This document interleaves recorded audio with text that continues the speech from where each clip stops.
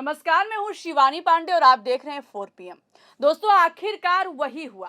बच्चों की आवाज उठाने वाले टीचर्स के साथ अब अत्याचार होने लगा है।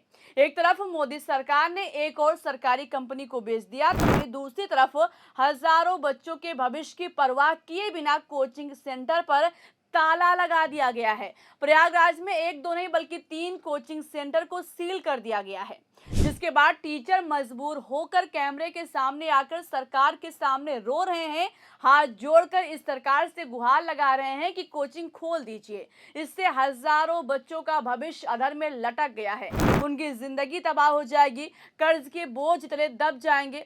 पहले आप सुनिए कैसे एग्जामपुर कोचिंग वाले विवेक सर फूट फूट कर रो रहे हैं, फिर आपको बताएंगे कि रिपोर्टिंग करने पहुंची अंजना ओम कश्यप की जनता के सामने कैसे हालत खराब हो गई थी, और पेपर लीक मुद्दे पर जब जनता उलझी हुई थी तो इधर सरकार ने कौन सी सरकारी कंपनी को बेच दिया है। मैं घर नहीं जाता 3-3 4-4 साल कि मैं कब इससे निपटूं। परेशान है हम लोग रोज रोड पे नहीं आते कि हम लोग रोज रोड पे आते हो।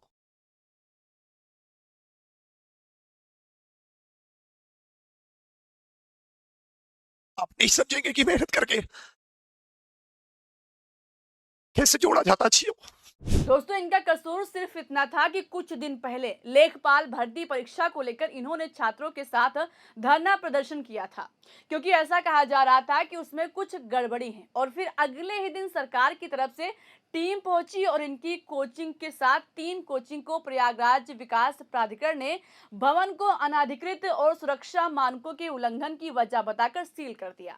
अग्निशमन विभाग की ओर से बताया गया कि ये कार्रवाई जांच के बाद की गई है, लेकिन सवाल सरकार से है कि अभी तक सरकार को उल्लंघन की याद क्यों नहीं आई।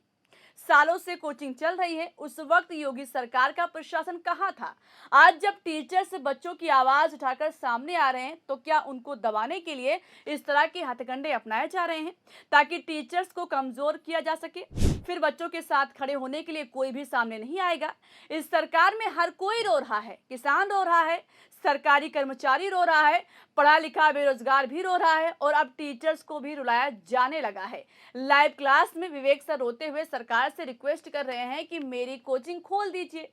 मैं हाथ पैर जोड़ता हूँ, 100-200 लोगों का परिवार उससे चल रहा है, मैं कर्ज में डूबा हुआ हूँ, 4-4 साल घर नहीं जाता हूँ। अगर कोचिंग नहीं खुली तो मेरी जिंदगी तबाह हो जाएगी, बच्चों का भविष्य अधर में लटक जाएगा। लेकिन सरकार कान में उंगली डाल कर बैठी हुई दिखाई दे रही है। सरकार मतलब योगी सरकार शायद भूल गई है, एक आंसू भी हुकूमत के लिए खतरा है। तुमने देखा नहीं आंखों का समंदर होना। जिस तरह से पेपर लीक और एग्जाम में धांधली की लगातार घटनाओं के बाद देश के युवाओं का गुस्सा लगातार फूट रहा है, जगह जगह प्रोटेस्ट हो रहे हैं, ये सरकार के लिए अच्छे संकेत नहीं है। सवाल उठ रहा है कि आखिर भाजपा सरकार चाहती क्या है। एक तरफ बच्चों के भविष्य की परवाह किए बिना सरेआम उनके भविष्य का मजाक बनाया जा रहा है, तो वहीं दूसरी तरफ किसी को कानों कान खबर नहीं हुई, सरकार ने सरकारी कंपनी बेच दी। जी हाँ, मोदी सरकार ने देश की इकलौती सरकारी कंपनी जो आयुर्वेदिक और यूनानी दवाइयां बनाती थी, लगभग 48 साल पुरानी Indian medicine pharmaceutical corporation limited को सरकार ने बेच दिया है। ये कोई साधारण कंपनी नहीं थी, बल्कि भारत सरकार के आयुष मंत्रालय के अधीन काम करती थी।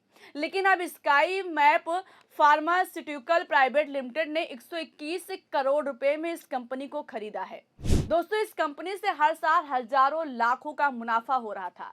बताया जा रहा है कि कंपनी मुनाफे में थी, लेकिन इसके बावजूद सरकार ने इस कंपनी का सौदा कर दिया। मगर सबसे ज्यादा हैरानी की बात है कि मेन स्ट्रीम मीडिया की खबरों से इतनी बड़ी खबर गायब है।